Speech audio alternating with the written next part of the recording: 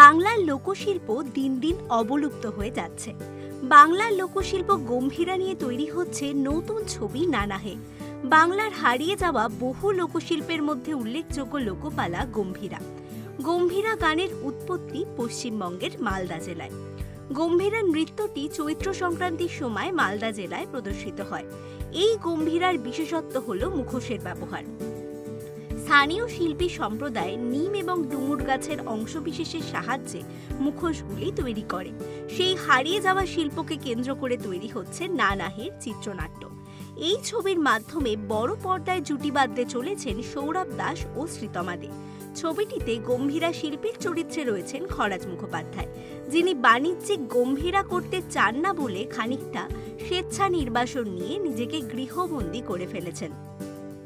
শ্রীতমা দে অভিনয় করছে গম্ভীরার ওপর গবেষণামূলক কাজের জন্য মহানগর থেকে আসা একটি মেয়ের চরিত্রে, যে ধীরে ধীরে গ্রামীণ কালচারের মধ্যে জড়িয়ে পড়তে থাকে।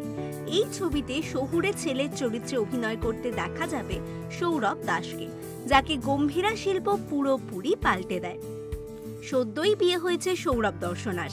এর মধ্যেই নানাহের কাজে ব্যস্ত হয়ে পড়েছেন সৌরভ। নতুন রকমের চরিত্রে তাকে দেখার জন্য অপেক্ষায় থাকবেন তার ভক্তরা। এরকমই আরও ভিডিও পেতে নজর রাখুন আমাদের চ্যানেলে, আর পাশে থাকা বেল আইকনটি ক্লিক করতে ভুলবেন না।